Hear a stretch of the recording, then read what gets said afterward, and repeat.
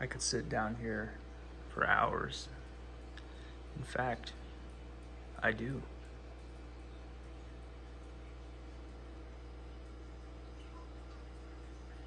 This little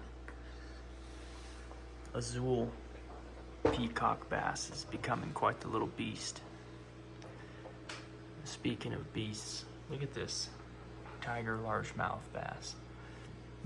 Look at that belly. My goodness. Hey, check this out. So stoked. That is a true parrot cichlid. There's the kelberry. Back here behind this little tree is a butterfly peacock bass. But yeah, I can just sit here for hours and watch these tanks.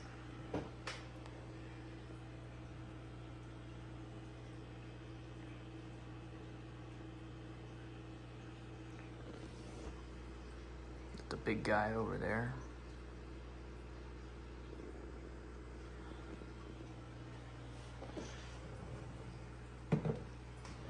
I'll sit down here with a cup of coffee for hours.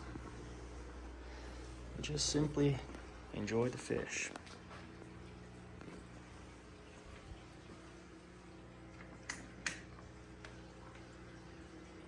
Also, check this out. The trout is coloring up. My God. Like I said, I got this trout when he was advertised at 5.5 to 6 inches, which, like a lot of people measuring things, was exaggerated. It was actually about 4 7/8 or 5, but whatever. I mean, it's just part of the trade. You know, I've noticed that if you have price thresholds, you know, 5 to 5.5 is $75, and 5.5 to 6 is 120, and 6 to 6.5 is 150. Of course, you're gonna exaggerate that size to collect the extra 25, 30 bucks. But anyways, that's a separate video to make. I bought this guy at 5.5 to 6 inches a year and a half ago, and he's now probably 11 and a half inches. So with that same exaggeration in mind, he's probably 6 inches now, right? No, he's honestly probably 10, 11 inches, but just now starting to color up, which I don't care how long it took him to color up, as long as it wasn't a female and was gonna stay silver. That's all that matters to me. I just fed these guys, so the tank's all dusty looking, but yeah, that's super exciting, man. Getting some color on the trout. Also, another Champsochromis. This is the Spilorhynchus, and it's really starting to color up too. I think there's only 2 fish in here right now that are not colored up at all, and that is this, you know, pretty juvenile Hocloceps and this Buccochromis lepturus green. But that's all right. Everyone else is freaking stunning, man. I could not be happier with this setup. You know, 17, 18 humongous predator haps, and aside from the very occasional outburst of aggression, this tank's harmony is perfect. It's exactly what you would want. Everyone gets along very well. No one is ever recovering from injuries, so that is always a very good thing. But yeah, like I said, I can just sit down here in this fish room for hours. There's something about it that's just therapeutic or relaxing. There's kind of a better shot at that little butterfly guy. Maybe not, he's hiding. But this little azul peacock bass, you know, he's pretty tiny, but look at his belly. I just got done feeding these guys some raw shrimp, just cut up raw shrimp, and look at the belly on that guy. Gorged himself. Same with this one. I mean, that looks uncomfortable.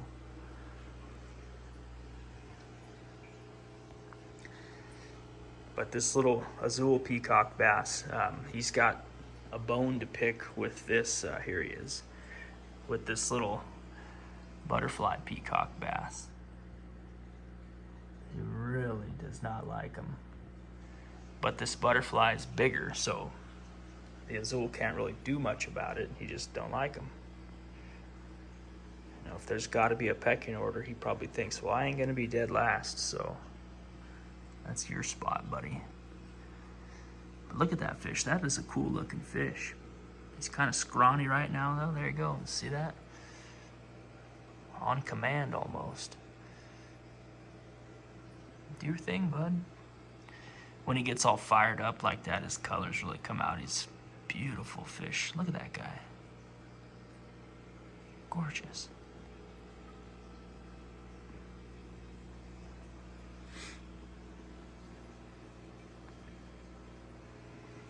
Also this parrot, this true parrot cichlid. I've been wanting one of these fish for so long, but they are very hard to come across. So when one finally came available, I had to jump on it.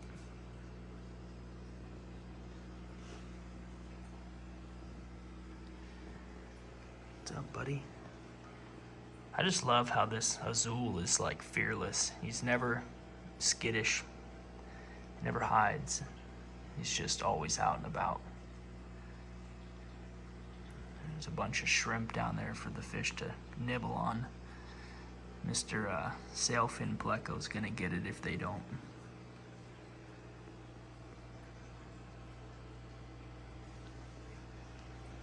Look at these beasts. I moved the Frontosa in here because they were just really jacking up the feng shui of the 300-gallon Predator hap tank.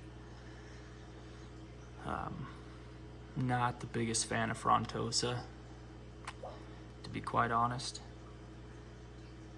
I just don't care for that crap that one's doing right there. Digging a massive pit. You know, just yesterday, I leveled all the rock back out, or the sand. I stood all the stones back up, and 12 hours later, they undermined the foundations, knocked the stones over, and then dig these humongous pits. It's not such a big deal in a tank like this where it's just kind of willy-nilly. You know, there's some Mbuna, some haps, South American, you know, there's a Jack Dempsey, some Oscars, Pike cichlid. It's just kind of a mixture of things. And you know, the sand has never really bothered me being out of place in this tank. And when it gets out of control, it's real easy to straighten it back out, being a, you know, it's only a 26-inch deep tank, where when they were messing the sand up in this tank, you know, this tank is super tall and deep too, so it's not very easy to rearrange. So they had to go.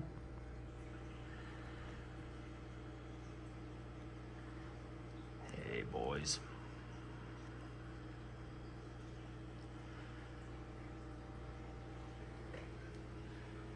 Mr. JD. I need a name for this albino Oscar. I'm not into naming my fish at all, but this Oscar, I took from my brother. He simply outgrew his 60-gallon tank. So he came over to me. His daughter had named this guy Maui because she likes the movie Moana. So if Maui has a name, I think this tiger, albino tiger, needs a name. So maybe you guys could throw some suggestions out. All right. Comment down below. I'll see you next time.